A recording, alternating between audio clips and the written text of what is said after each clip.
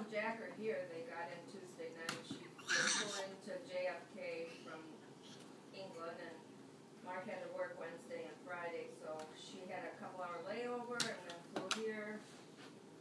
And now I have all the usual suspects for dinner. No, Mark's coming Friday night, and then they're driving back with the dogs, because they left the dogs in her car here. Her car and the dogs here, because they drove here because they had no electricity.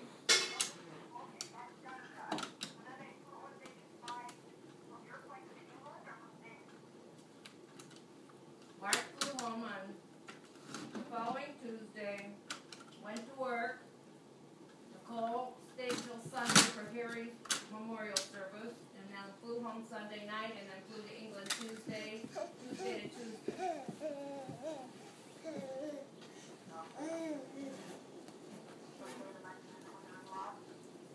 Uh-huh. Mm-hmm.